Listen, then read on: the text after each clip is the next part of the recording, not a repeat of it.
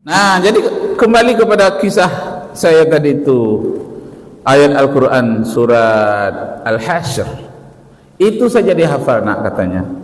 Ayah sudah mempraktekkan, karena ayah katanya, karena Kuala Kampar itu dekat dengan Singapura, selalu berulang balik dia ke Singapura menjual kopra.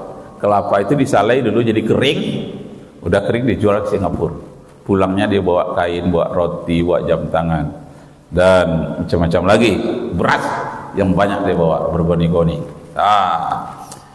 Jadi dia sudah mencobakan baca ayat itu ketika angin puting beliung, angin ribut besar, gelombang besar. Itulah saat dia harus menyeberang. Kapal-kapal yang kapal laut BT namanya waktu itu menjaga semua itu minggir ke tepi karena takut gelombang besar. Kalau dia terus, apa rahasianya? Surat Al-Hasyr. Dimulai a'udzubillahi minasyaitonirrajim. Itu mau dihafal gitu ya. Ya ayyuhalladzina amanu taqullah wal tanzur nafsum ma qaddamat lighadin wattaqullah innallaha khabirum bima ta'malun.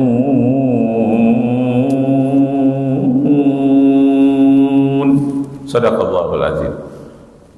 Panjang sampai kepada ayat 24. Ayat 24 dihafal. Iya, memang karena kita tidak ada hafalan-hafalan yang lain tertuju ke sana, cepat hafalnya pada waktu itu. Nah, ternyata Al-Quranlah sebagai induk ilmu pengetahuan, induk sastra. Inilah surat cinta Allah kepada hambanya. Jadi kalau Jepang membuat mobil Toyota, ada buku petunjuknya. Ini kalau rusak, ini.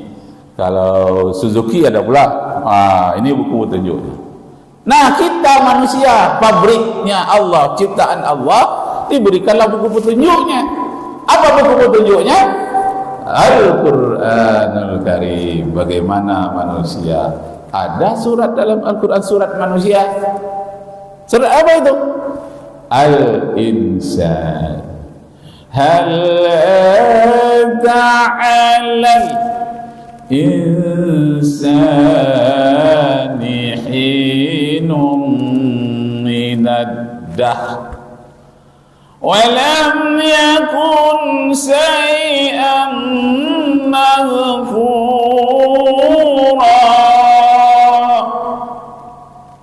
Bukankah telah datang suatu masa dahulu kepada umat manusia di mana waktu itu manusia belum bisa disebut sebagai manusia. Ini ilmu yang sangat dalam maknanya, luar biasa. Kapan itu manusia belum bisa disebut manusia? Pertama, sebelum Nabi Adam diturunkan ke bumi, sudah ada yang mirip-mirip dengan manusia, tapi dia bukan manusia. Nah, para ilmuwan menyebutkan namanya Pithecanthropus erectus, suatu monyet besar yang berjalan kaki seperti manusia, tapi dia belum bisa disebut manusia. Itu yang pertama. Yang kedua, ketika manusia masih merupakan janin di dalam perut ibu, 40 hari lamanya, itu merupakan air. Pertama merupakan zigot. Zigot, alak dalam bahasa Arabnya, sesuatu yang lengket. Alak itu artinya tergantung. Alak dulu zigot. Lalu zigot inilah yang tergenang selama 40 hari air. 40 hari berikutnya sudah merah darah, jaringan-jaringan dari janin tadi sudah nampak, dia menghisap makanan dari ibunya. Di saat itu ibu-ibu sering muntah karena ada sesuatu yang aneh terasa di dalam rahimnya. 40 hari berikutnya mulailah terbentuk cikal bakal menjadi tulang. 4 hari berikutnya dibungkus oleh daging. 4 hari berikutnya sudah mulai nampak tangan, tapi belum terbelah jari. 40 hari berikutnya nampaklah jarinya terbelah. Begitulah sebelum dia bisa disebut manusia, masih disebut janin, zigota. Nah, datang suatu waktu dulu, kata Al-Quran Al-Karim, di mana keadaan manusia belum lagi disebut manusia. Jadi dalam tafsir disebutkan ada 2. Pertama, sebelum Adam diturunkan ke bumi. Yang kedua, sebelum manusia berupa manusia di dalam rahim ibu. Masya Allah. Ini kajian ilmu kedokteran.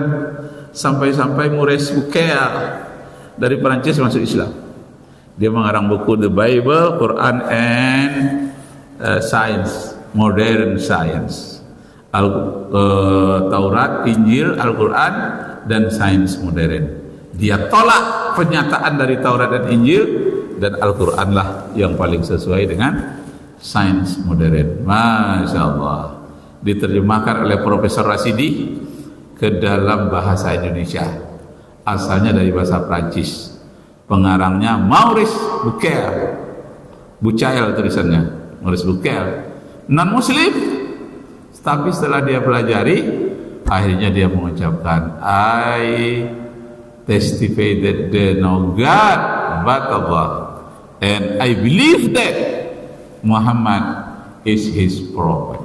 Saya yakin sekali, believe, yakin betul, percaya bahwa memang Nabi Muhammad itu utusan Allah. Masya Allah.